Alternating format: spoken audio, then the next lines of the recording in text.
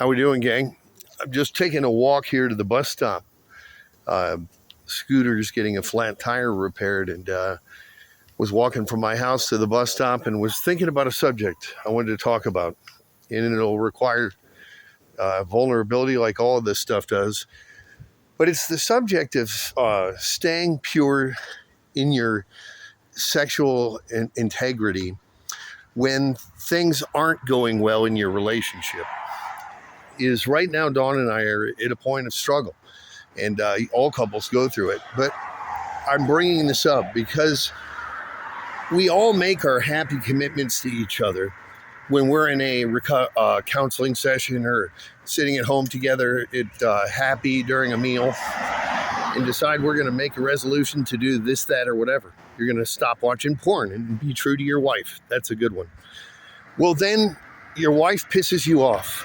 I'll just say that. Not that Dawn did anything specific, but we have our disagreements, but your wife upsets you. And then, as we know, at least in my relationship, intimacy shrivels up, disappears, and it doesn't happen during that time.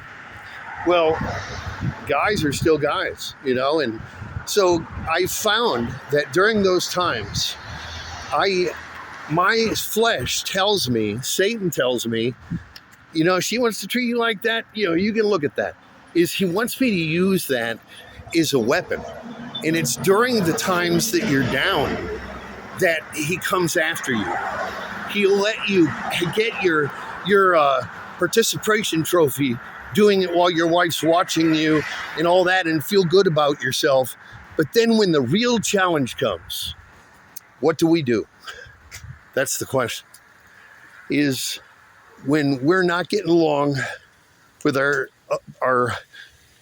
other half, boyfriend, girlfriend, spouse, whatever it is, do we start thinking dagger thoughts about them? And specifically what I'm talking about here for guys is, do we find that is our excuse to say, I'm going to watch porn. That's going to be my weapon to get back at her. And that's from Satan, gang. That's directly from the enemy, obviously. But I challenge everyone, because here's the thing is, this is the part I got to be vulnerable. There's a lot of parts to love. And a great part of love is, you can show love and say all the right things, but then when your wife's not watching, if you're looking at women, calling women, having affairs, that's not love. And so that's a great part of love, is having integrity. But that's just part of it. There's also the treating her tender, not responding in anger, and all those kind of things, which is where I'm failing. So I'm being 100% true over here, but I'm still failing there. And that's just being honest.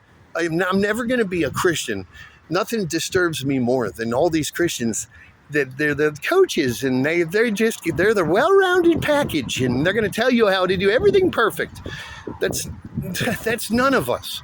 We all have abilities in certain areas, but for some reason we try to be everything and pretend we're everything to people, and I'm never going to do that.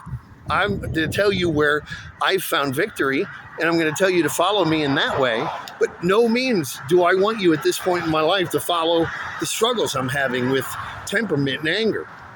So, but here's the mistake we make in the faith, is we think everybody's got to be Billy Graham or Mr. Rogers before we can go out and put them out in front of anybody and anybody can learn from them.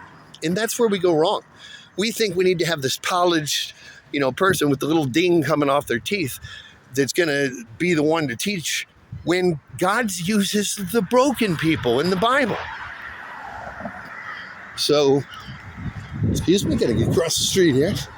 But what do we do, guys, when we're not getting along with our spouse or a better half, and we have those moments where we see the girl walk right in front of us that's hot, and everything tells you to look up? Here's another one: when you're on your phone and you're on Facebook and you're scrolling and you scroll past something that you want to go back for, is that I was going to write a story about that. When you scroll back And don't think I'm not tempted to, that I don't pass things that go, whoa. Guys, it's a choice. That's what I'm telling you, is remember, when you are not getting along with your spouse, when things are difficult, while that's happening, what would makes the enemy more happy than anything is to take that ship that's questionable and slowly sinking and just drown it immediately by then adding sexual immorality into that. And so I pointed out in my Sunday school class yesterday that it's difficult for the faith to ever overcome evil when it tells you, the scripture we read says to put off all these things, and number one thing, all the list when it says that, is sexual immorality. So the number one thing, and let's get real, this is the truth in most every church, the number one thing, the enemy has found a way for the number one thing on that list to never get talked about in your churches. And Psalm 66:18 says that if your leaders are cherishing and practicing sins behind the scenes that are against God's will, the wrath of God, that he doesn't even hear them. It's the silent death that Satan is putting upon our churches that we don't even know is occurring. And so it all comes down to you taking Proverbs 5:21, God sees everything you do, and remembering when I'm standing here at these gas pumps, there's been times where there's been women pumping gas, that even though my wife's not watching me right here, God is. When you change your starting point to him, everything will change. And again, I've got issues I'm still working on, but at the same time, I'm not afraid to sit and talk about the issues with everyone that God's given me victory on. And that victory doesn't waver even when I'm going through trials. That's the key. I love you guys.